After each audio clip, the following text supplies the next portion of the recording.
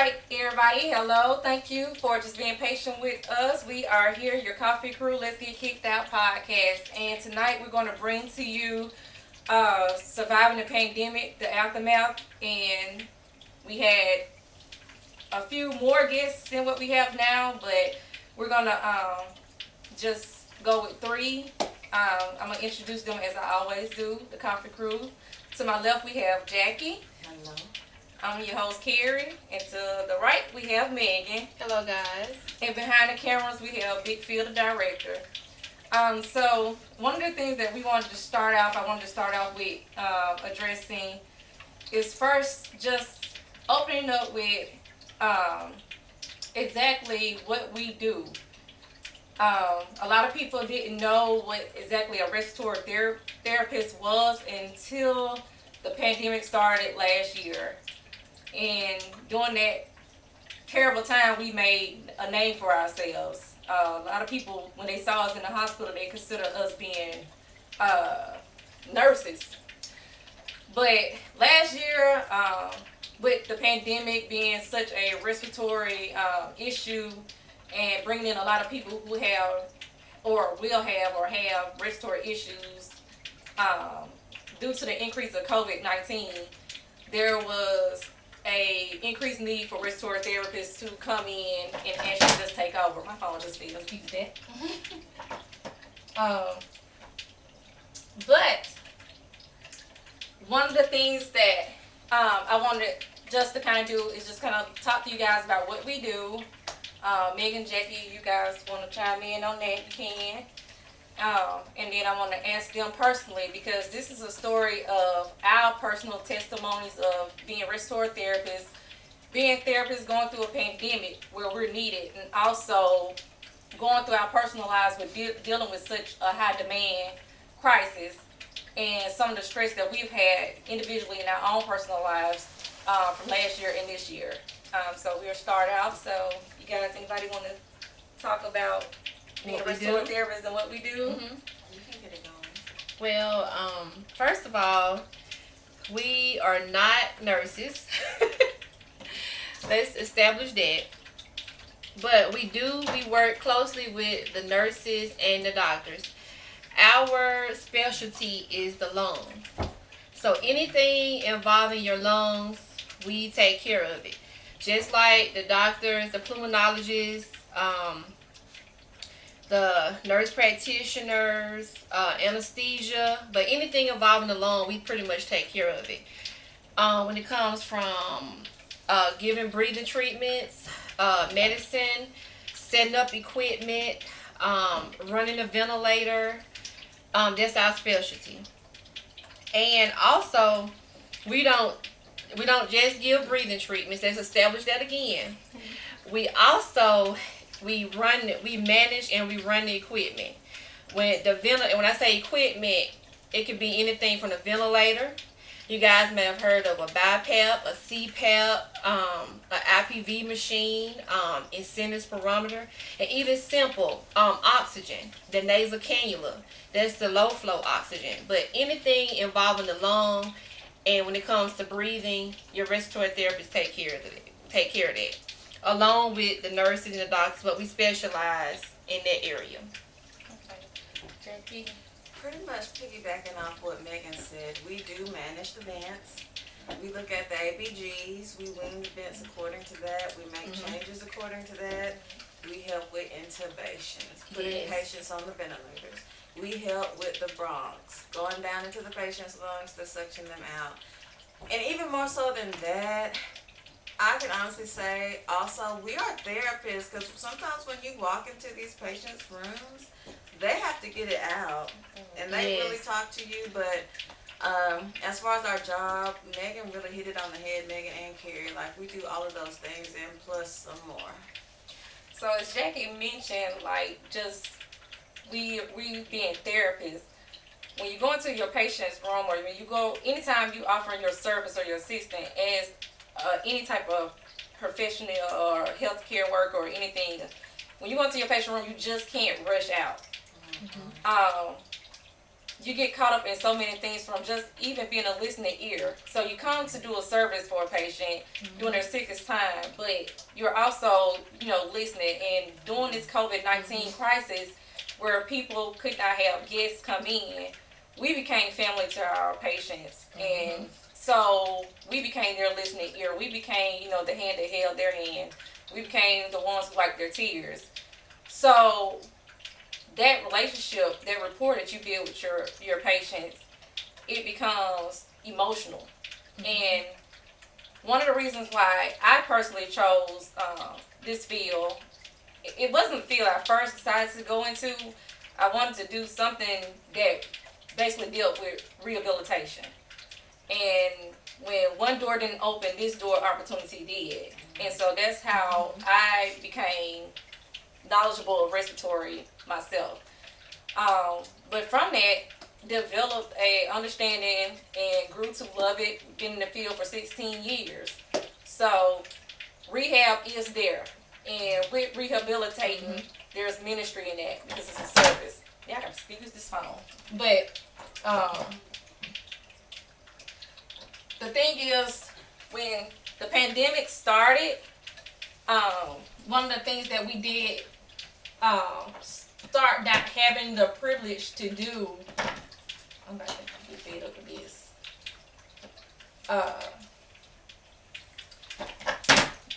It's the deal. I'm finna say, help me out. Jackie got more of a stable hand than I do. There we go. There we go. Okay. So one of the things that we stopped really losing the privilege to do is actually taking our time to actually just be there. With this type of pandemic and this type of crisis, it pulls on you so much. And there's always a constant call. There's always a constant need. Personally, in my life, as far as with the pandemic when it started, there was a little fear then because we didn't know what to expect. The pandemic, it took everybody, kind of off guard. And we didn't know that it was going to be as big and as widespread as it became. And so one of the things that we had to do was keep ourselves safe, but also keep our family safe. Dealing with a pandemic and coming home, a lot of us had to set up like another plan of, child care. You go from stressing in the hospital, taking care of patients, to coming home, and you can't come home normally like you do. You have to, clean yourself out. Some of us had babies during this time, and some of those kids had respiratory issues themselves, and so instead of risking bringing home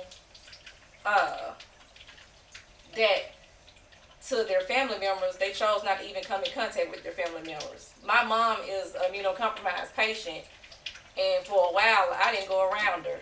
And if I did, I stood outside the door. I couldn't hug her or anything until she got vaccinated, until I got vaccinated, which we're here, we're vaccinated. So we chose to, try to keep our distance in that pool because we're social beings and you need the support. But inside that type of career, that type of choice, and taking on so much of that stress, we developed what you call, I know y'all see it on Facebook posts, you see COVID-19 PTSD, true thing. Yes. Personally for me, I experienced panic attacks. And I had so many people, my family members were so supportive, but I also had my church members, they called, checked on me. And even when they would call and say, hey, how you doing? Just want to see if you were okay, how you holding up. And I was like, yeah, I'm holding up, I'm doing good.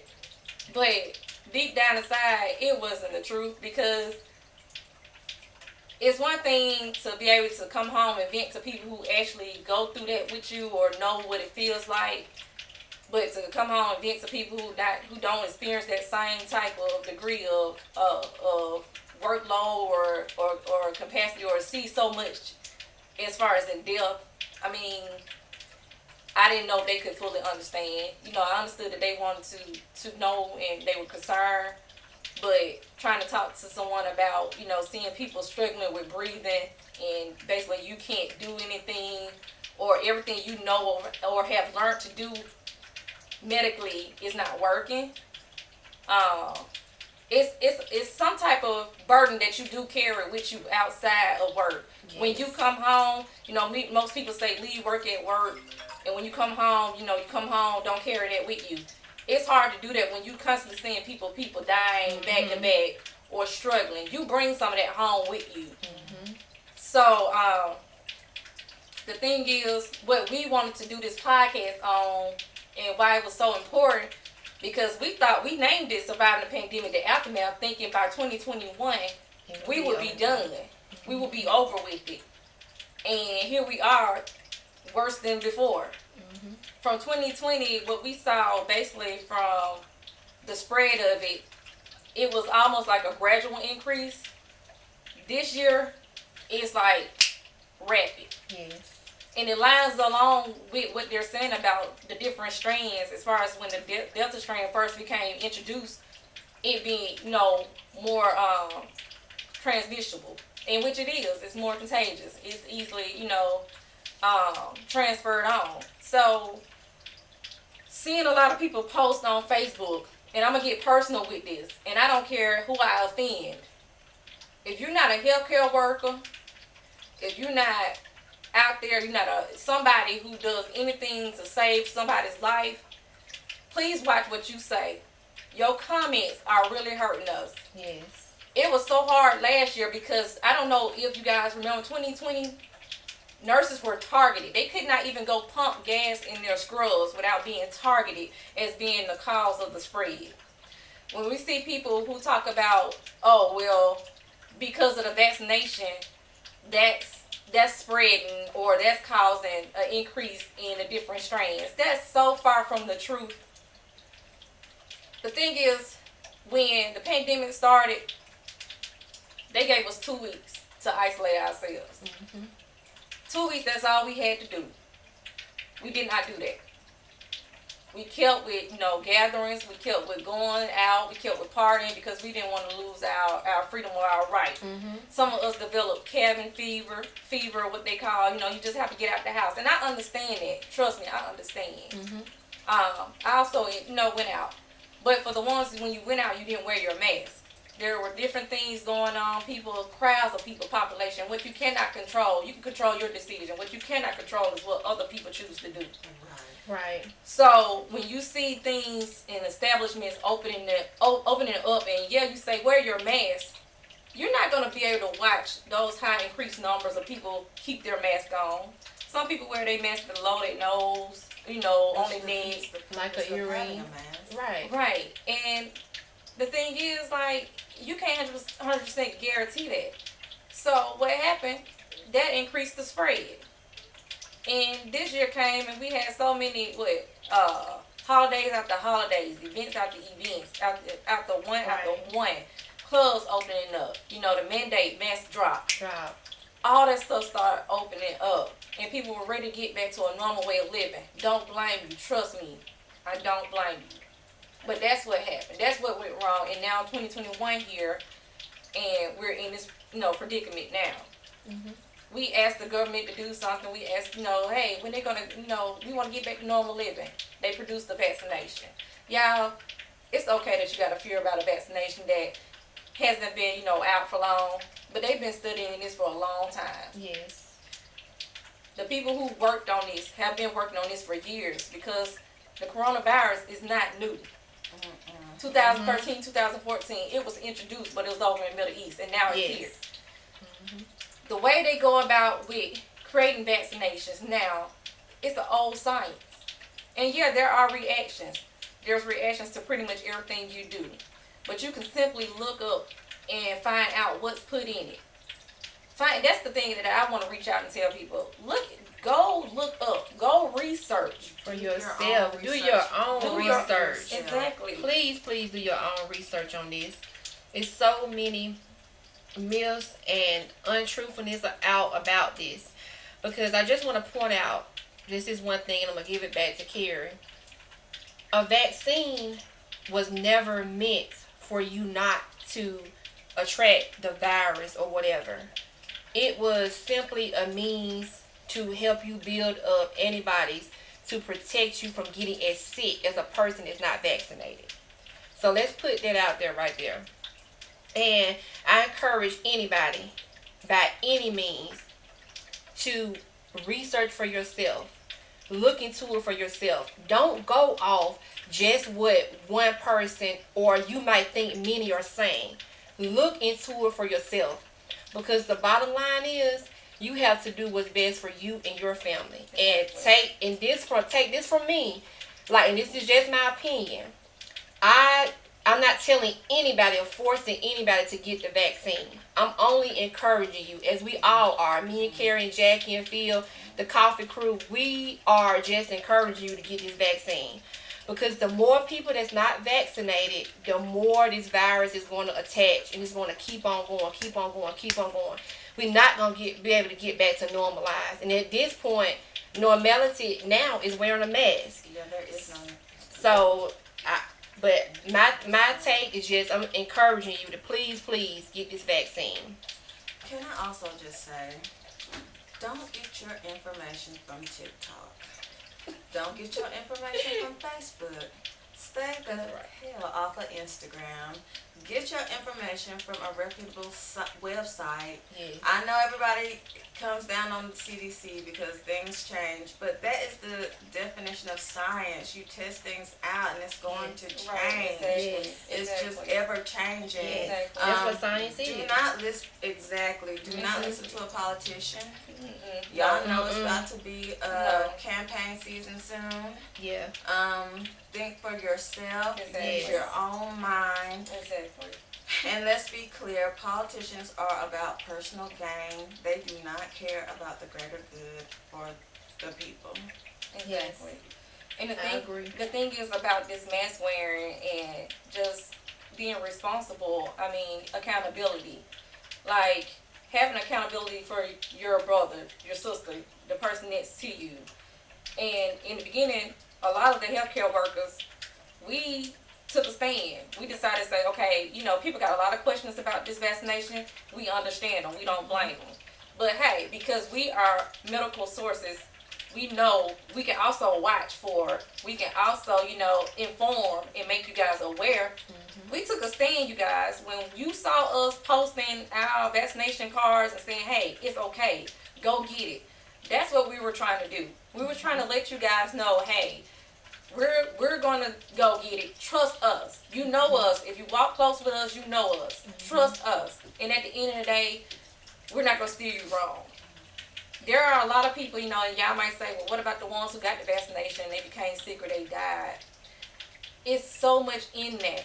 It's so much in that because you don't know if that person was fully immune. Mm-hmm. You don't know if the vaccination, if they had completed their vaccination. Mm-hmm. A lot of people were already affected by COVID when they went and got the vaccination, yes. Which I do encourage that. Please go get, if you feel like you've been around somebody exposed to COVID, before you go get vaccinated, go get tested first. Test it first, yes. I do agree with that. And so my thing is, it's so much playing into that. And so, I didn't want to harp on that, but you guys, wearing your mask is not going to kill you. Mm-hmm. It's not making you look like you don't have any faith. It's not making you look like, you know, you just giving up your rights. It's you looking out for the other man. Mm-hmm. And it's as simple as that. And yourself. That's number one. Yeah. But the thing is, like, I just can't speak on the things that we see enough without putting certain things out there, and I don't want to. But until you experience those type of losses and that type of number, that mass casualty of people dying, like, be respectful. I mean, don't just get on Facebook just trying to say anything about something that you haven't fully experienced yourself. Like, I mean, the PTSD for real with us is real because constantly, we're being pulled on. Mm-hmm. That when we come home, we hear those alarms ringing, we hear the pagers going off. There's not a quiet time. We have to make quiet time for ourselves. We have to shut down, and it's so hard to do because we have our own personal lives that we have to attend to when we come home. But I know me, for instance, like when I first experienced my panic attack, I didn't know. I was in the patient room, and the room started spinning. I started sweating. I didn't know what was going on, and then I realized, like, here, you having a panic attack. Mm-hmm. And I was like, oh my God, like I had to, once I did what we had to do, had to leave out. And I'm like, now even coming home, if my phone rings, Mm-hmm. if my cell phone goes off, if my text messages go off, like I'm jumping, like it causes my heart, like, to have palpitations. My heart is beating fast. Because that's how much we're getting called. And when you get these calls, it's never like, oh, we're just calling, it's something. It's an emergency. It's an emergency. Yeah, it's an emergency. So that's you can't just stop that. And Jack, you should say something. I would say this: suffer now and wear your mask, or suffer later when your life is on the line. Fine. Yeah, just like what Carrie said and Jackie, you guys, it's like the public doesn't know, and it's like even now, like some of our family members don't even know what we go through. Like during this pandemic, we got anxiety. We developed anxiety, depression, like all that's a part of PTSD. We've had nightmares, panic attacks, and that all comes from us seeing so many people lose their life with the battle of COVID. It's like you guys see just the public, like outside, but behind those doors, we battle COVID with the patients, and then when we go home, we have another battle, which is what I just explained, like panic attacks, all that, nightmares.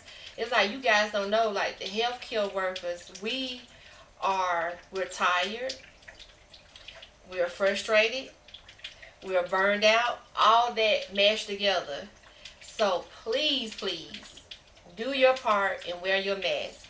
If not for yourself, please do it for us. Right. And as a therapist that doesn't work in the COVID ICU all the time, just listening to my coworkers' stories, you really do invest all of this time mentally, emotionally, and physically into right. a patient. Yes. And just to see them gone, like to die, Yes. it's just like, what are we here for? Like, what are we doing? You can really sympathize with them, because I mean it really is defeating. This is not normal. This is not normal to see this much death Right. It's from not. something that could be prevented. It's That's not normal. Right. Yeah. So And- please wear your mask. Yeah. That's just, Right. So, not taking away from those who, just still want more information on it. That's fine, you guys. That's no problem. But wear your mask. Even with just being an advocate, like you might not be a healthcare worker, but in some kind of way or aspect, you have experienced this, losing someone, or you know someone who's lost someone due to this. But be sensible.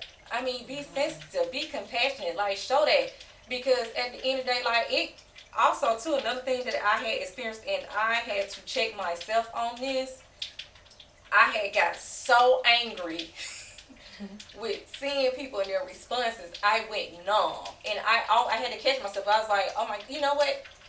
Better to show them. Let them catch it. Let them catch it. I just so they can understand, so they can know. And I had to like say, Kira, that's not right. Because even to this day, like no matter the naysayers, even the ones who don't want to believe, I never want anyone to experience that. And I had to check myself, and that was the worst feeling too, of even potentially coming numb-hearted to where I could just care less for another life. Because that's what's wrong now. That's what's going on now, to the point where there's so much other things going on in this world besides the spread of COVID. and also with the massive deaths. Nothing else has stopped. Nothing else. People coming in for strokes and heart attacks and Car wrecks. yes, car wrecks, shootings. Oh, shootings in Birmingham alone. Yes. Like that's the problem. Caring for your neighbor. Yes. Caring for someone you don't even know. Yes. Respecting somebody that you don't even know. Mm-hmm. That's the problem. That's what's been minimized and reduced. And so during this course of this pandemic transition, we've seen so much of that. Self. Let me get on top. Let me make my money. If it affect my money. And it's okay. You got these establishments and you got these things going and these things open. But please be innovative. Please create a way. Find a way. Sit down. Talk to other people about how to do it and do it safely. Mm-hmm. Because at some point we're gonna have to get these numbers down, and it's gonna take some sacrifices on everybody on all ends. If you want to see, if you know somebody work in a hospital or your first responders, let's not forget about them. Yeah. That go to these calls, don't know what really going on. They just get a phone call and say, hey, this. Right. They expose themselves so much. They are really on the front line. Oh Yes. my word. And they have been in situations now where when you make a 911 call, you gotta wait on the first responder. You gotta wait. You gotta wait. I think that was just announced on the news the other day about them having to decipher calls and actually prioritize like what's important, what's the call. All calls, first of all, that come through should be treated as an emergency anyway. Right. But when you have to prioritize, the calls and they're all, emergent. So it's like, girl, Carrie, I just can't. can I also say something? You said something really important. This pandemic has shown how selfish our country is It really about Yes. self. Yes. Care about your fellow man. Care about your family. Yes. Like I just said, if not, please wear your mask. Oh, and I want to piggyback off what Carrie said. I want to address. Okay, so I know y'all might be thinking, oh, they just complaining. This what you signed up for. No, we are not complaining. We didn't come into our field. Us as respiratory therapists, we did not come into our field expecting a pandemic. Nobody did. So when situations like this happen, it exacerbates things. So if you're not a healthcare worker and you're not behind these closed doors, I'm addressing this situation, which most of the public, unless you work, like I said, in the medical field, you will never know. It's like it at first, in the beginning, it was easy, we was like, okay, we can, and I won't say easy, but we were like, okay, we can handle this or whatever. But then things it blew up. It got harder and harder and harder. We were having to, the first thing we had to do with short of a notice is learn how to dress out for these patients in PPE. And that's our protective equipment. We had to wear hair bonnets, goggles, face shields, gloves, gowns, and all while doing this, you're trying to protect yourself from getting what this patient has. And that also goes back to why we develop anxiety, depression, panic attacks. So, because when you see somebody crashing and you on the outside and you trying to hurry up and get in there, I mean, yes. we took an oath to serve and say, yes. So you're trying to hurry up and get this stuff on, and you seeing somebody declining, and you're rushing. That puts you at a more increased chance to not protect yourself. Right, to make mistakes. So you're really trying to, do everything because you're really trying to get in there. You're trying to get in the room. So, I mean, I don't know how to make you guys get that. Right. Or how much we put ourselves in risk. But, like Megan said, it's so much to put on. Right. Because we're trying to keep ourselves safe, but at the same time, we're trying to keep our focus on why we're here. Right. Well, let me ask you, what was your opinion? Like, how did you feel when Delta came around? The second wave. Like, this is going to be the end. which I thought we were gonna like crash, like as far as supplies being a problem, a shortage last year. I pretty much thought about, okay, what about supplies and resources, needs, medication for the patient, all that. It's gonna be more of that needed. That's gonna be a problem. So I instantly thought we about to experience shortage on a major level, to where basically it's not a matter if you get it, it's when you get it. Right. So that's how I pretty much felt about it, and still really feel about it. And Still feel about it. okay, Jackie, I as a therapist that works in the COVID ICU, the biggest difference that I saw from last year was just the regular COVID-19 versus this Delta variant is we have saw a lot more people in their 30s, 40s, and 50s, and also a high number of pregnant women. Yes. Oh, Like Yes. on an alarming rate. yes. And it's like you'll think to yourself, is this real? You know, like, is this real? Like, but those are the differences that I noticed from last year to this year. And it's them baby showers. It's them reveal Yeah. parties. Yeah. It's been a major increase. We can't quote the numbers or even tell you like the wheres and where we seen it, but just trust us. Like there's been an increase, and y'all have to watch that for real, cause Yes. they be full term when they coming in with it, which lets me know pretty much that's how I kind of put it. It's the baby showers. You're basically going around, folks. But nevertheless, no judgment. Wear your mask. Right. And then also, I also noticed like the people came in this year, they have no like previous medical history. Like they healthy basically, and it's like taking them out. They're dying from it. Yeah. So when y'all are about to intubate a patient, Mhm. and y'all may or may not ask them, have you been vaccinated? And the patient says no, like what goes through your mind? I'll be wanting to ask why not. What's Okay, we I'm being sorry, I honest. had to ask We being honest here.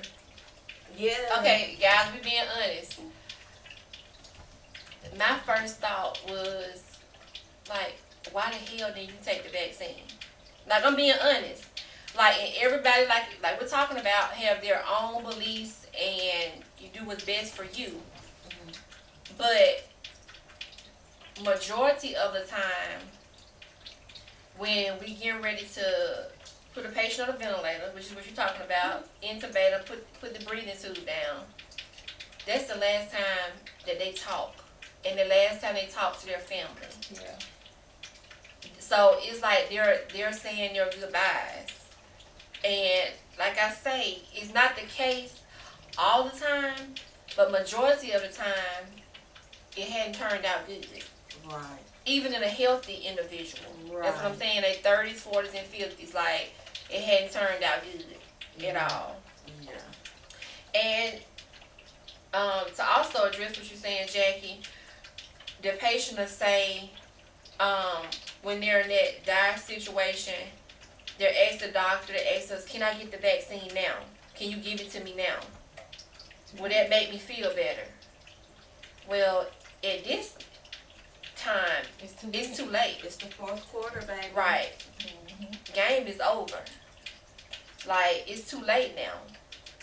So, that's most of the time what went through my head and still go through my head is now when they ask that or whatever.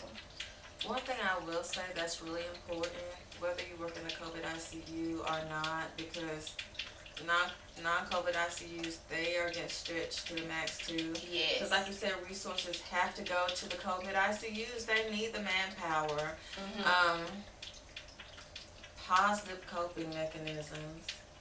you got to have something for you to decompress, like Right. exercise or Right. something. Yes. Don't Right. be out here drinking and getting litty at Yes. home. Like that's not the way. Yes. And I think that's something that I know a lot of people, as far as healthcare workers, are trying to encourage each other to do. Like, do y'all have any positive coping mechanisms for y'all? Well, mine is like just talking to y'all, like my coworkers, like it's like venting and expressing what's going on and how I feel.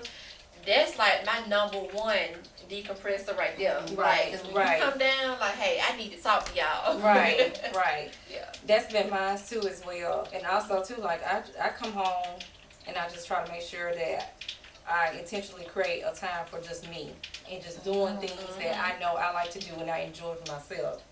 Whether that is, painting, working on some type of craft, working in the yard. I love projects. So some type of project. And it's good that you mentioned that because a lot of us during this time, and I'm gonna use that to kind of slide in the endorsements and the plugs and stuff. A lot of us restorative therapists during the worst times have actually used this, took our creative ways of releasing stress and actually made businesses. I mean, have been doing well. And it just shows how men can adapt. We've had so many restorative therapists to create and start their own, launch their own businesses. And it's so encouraging, so motivating to see that even during this time, you can stay focused and you can still achieve your goals and do the stuff that you need to do. But that focus, they remain focused. And like, we have Megan here who made cakes. And she homemade cakes by Meg. Check out, hit her up on her Facebook. We have Big Phil, the director behind the cameras, but he got his business going, do videos, photos, editing, yes, all that. I mean, I do floral arrangements. Also, we have Kristen Wooder, K. Nicole Arts. I mean, Yes. very, very nice work. Very, yes. We have Juanita Portis. She has skincare, hair care products that she's doing. We have Chanel Smith. She has her own business where she sells dance clothes. Dance Dance Hey, apparel. check her out on Facebook. We have Sky Knighton, Tisha Knighton. She has her own clothing brand. Check her out on Facebook. MILF season. We have also the person who did my face, Chelsea Wells. Right here, I got a product by her right now, lavishly made up by Chelsea. This girl got makeup. I mean, this right here is listed. Look at this, beautiful. Official. I mean, Yes. so she got products, makeup bags. I mean, does a great job with makeup, as you can see. I think I did. I think she did good. I don't know about shout, but yeah, I mean, great jobs. But I mean, these are restorative therapists, y'all, that have during this time have decided to shine. I mean, shining in all areas. But nevertheless, that's kind of showing you the different layers to this. They're healthcare worker by day, business owners by night, or vice versa. You know, they're parents. These are mothers. These are children. This is someone's child. These are people who are actually other than just this, and carrying the weight of what's in the hospital world, and then having to come home and then still run other things. There's no off day. There's no, so this is our plea to you guys. Listen to us. When you see a healthcare worker talking and putting stuff out there, listen to us. If you hear one that's kind of like, oh, it ain't no big deal, question them. Question their credentials. Check their certifications. Please do. Because I promise you, they ain't in it. I don't know what they in, but they ain't in this. Yeah. And they're not choosing to actually own up to reality of what's going on. It's bad out there. It's bad. It's a crisis. It's not no mass hysteria or something made up. And whomever, the government or whatever, you got those theories and stuff like that. That's that, y'all. I'm not gonna even get into that. cause I ain't trying to be banned. We into the facts. But however this That's business right. started, it got started the way it got started. But all I want you to know is it's real. It's here. Yes. And protect yourselves. Mhm. So It This don't is- look like it's going nowhere. it's not anytime going. soon. It's not going anywhere anytime soon. There's no way. Mm-mm. There's no way. There's no way it can disappear in a month or even by the end of the year. Mhm. There's no way. So this is our podcast, y'all. The ones who's watching on Facebook, excuse that. We just trying to drop the link somewhere because my laptop died. Mhm. But we're still on IG. You can follow us on Facebook. Let's Get Kicked Out podcast. You can look us up. Send us a request on Let's Get Kicked Out _podcast on Instagram. You can follow us also on YouTube, Let's Get Kicked Out, and where we will drop the video, the link there. So you guys, we hope we've touched you. It was our goal to reach to you guys and just kind of let you know from outside looking in on what healthcare workers that you come in contact with, that you know us personally. You can trust what we say, or you can just kind of hear our story. And we didn't go as deep as we wanted to go, you know, holding back certain information details for reasons as you hopefully can understand. But we really want you guys just to kind of just hear our story and just know much love and appreciation to the ones who called and checked on us or are still calling and checking in on us. Please continue to do so. Please understand that we don't talk to you and we just kind of like share like, oh, we're fine like that. Please just understand that it's sometimes you just can't put stuff into words. And some of us choose to kind of not talk about it because we don't want to open up all those floods of emotions. Because at the end of the day, it's our mind space to just stay focused on why we're there in that career doing what we're doing, why we choose to do what we do. So just please, you know, just continue to check on us. And y'all have anything else to say? I just want to give a shout out to Michelle Ag for my t-shirt. Oh, yeah. Check her out. Instagram, Facebook, Art Persuasion. Michelle, you did an awesome job. Thanks again so much. All right, and as we always say, let's get kicked out. Deuces. Deuces.